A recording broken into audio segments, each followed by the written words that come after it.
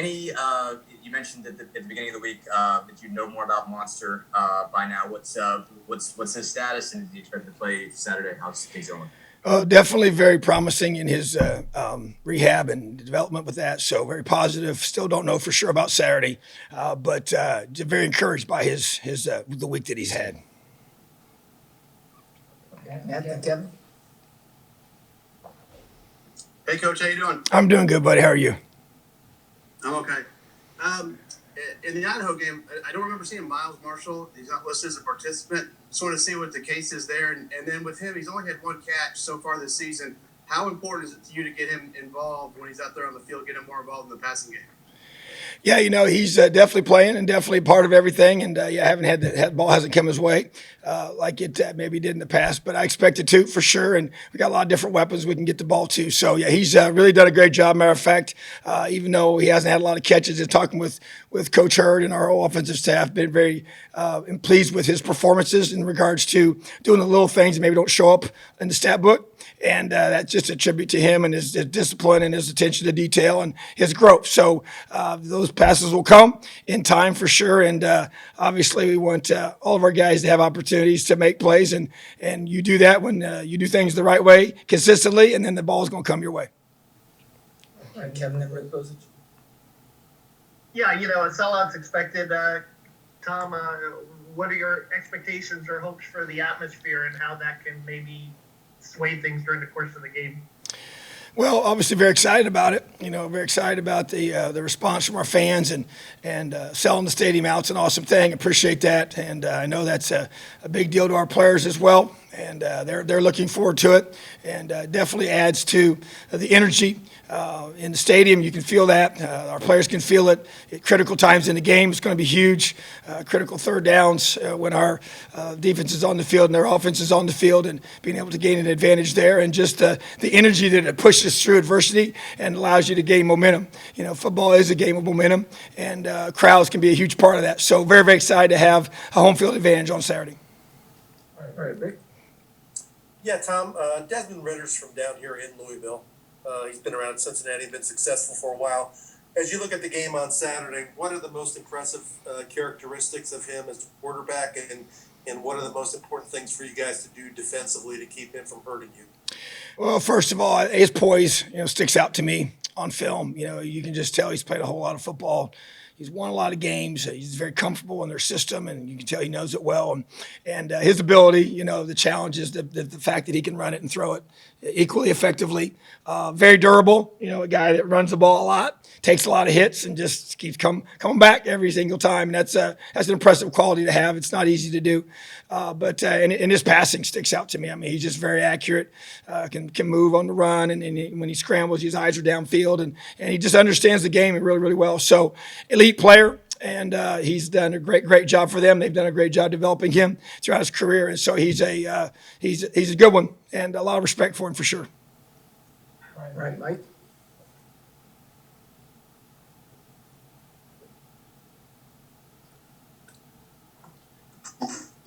Yeah, Coach. You got a top 10 opponent coming in, sellout crowd, national TV audience. Does any part of your preparation for this week have to be around, making sure your team remains composed and it doesn't transfer over to mistakes on the field?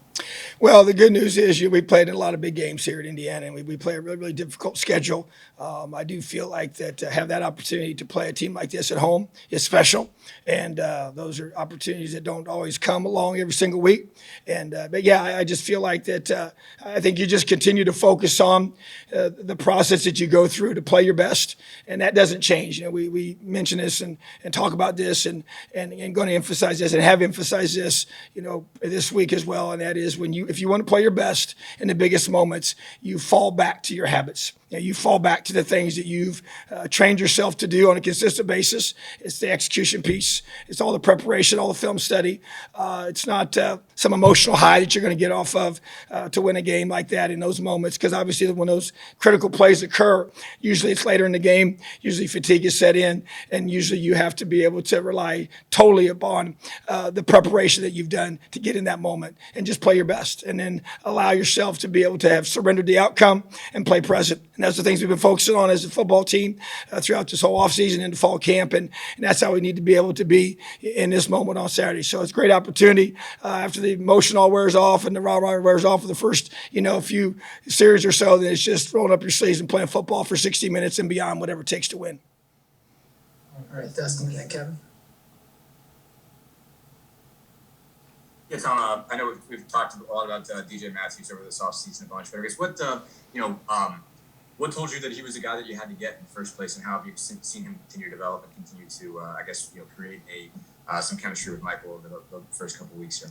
Yeah, I just think, when he made the decision to put himself in the portal, he's a guy that we had known before. And I have a good, strong relationship with his high school coach, and just be able to know the kind of young man that he was, even though we had not coached him, here before, but knew a lot of that information, and just also talking to him throughout that process, and just felt like he was a really good fit for us and the things he was looking for, and the opportunities that this presented for him from both the position and as well as what we needed offensively. And so just really excited when he made that decision. And ever since he's been here, he's been great, and he works extremely hard. He's got a tremendous attitude, and he's got a great smile, and just really, really excited that he chose to come to be an Indiana Hoosier, and the way he's developed so far. And I believe his best football is ahead of him within our program, and excited to see us get him the football and see him make plays like you saw this past Saturday. And I just know that he's a special guy and a special person, a special player. And I just looking forward to him to being able to get in the groove, with Michael and our offense, and be able to see him make plays. Hey, Dustin, go ahead with your second one, and then we'll go to Kevin. Sorry, I muted. We've obviously spent a lot of time asking you about Ritter and that offense, but they've obviously got a couple of defensive guys that are first-round quality, all-American quality guys. Just what impresses you, especially with those two and what Cincinnati does on defense as a whole?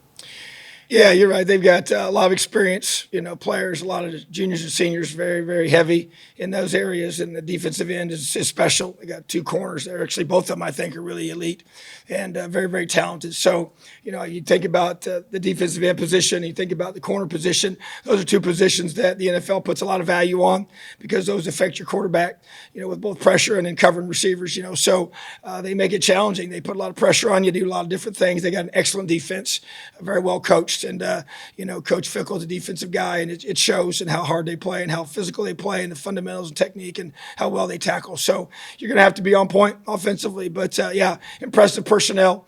They have, I know they're not in a Power 5 conference currently, but they have Power 5 personnel. So we just feel like it's just like playing a Big Ten football team. All right, Kevin, and then Zach.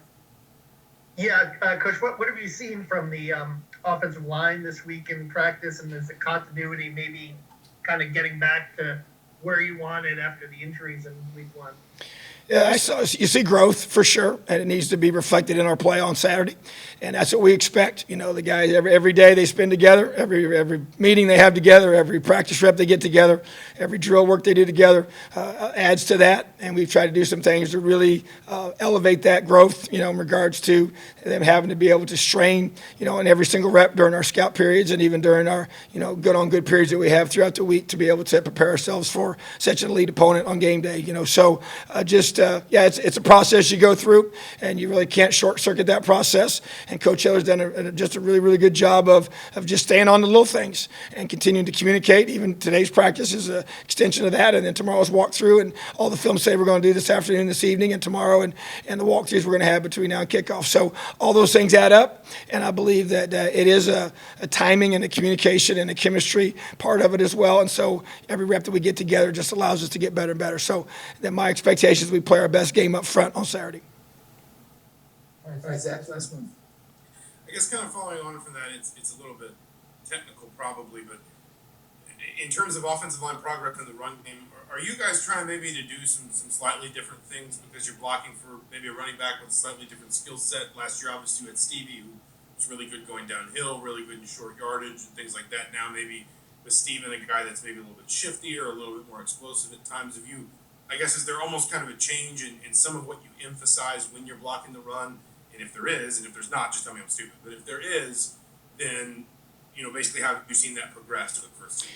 Yeah, I would say that's pretty accurate, and there's no question. We've you watch us play and continue to watch us play, you'll see those things, and that's by design, and obviously that takes some time as well. Like you say, you work on those things during spring ball, and you work on them into fall camp, and those are really your two main windows to physically do those things with that unit together with the coaches out there. And so that to me, and you got a new back that, as we said, only got here during fall camp. So just really trying to maximize that. That's where I feel like as you continue to grow those and the different things that we're doing in our run game, that it's a continual growth. It doesn't mean you're going to come out right out of the gates week one and maybe be the way you want to be eventually when you're doing this for several weeks in a row. So yeah, that I expect it to get better, and I expect us to be able to continue to block better and understand better where those different combos are going to happen, and communication and different things that we do, and where we're looking to try to get the ball to run. So yeah, it's definitely different than we've done in the past.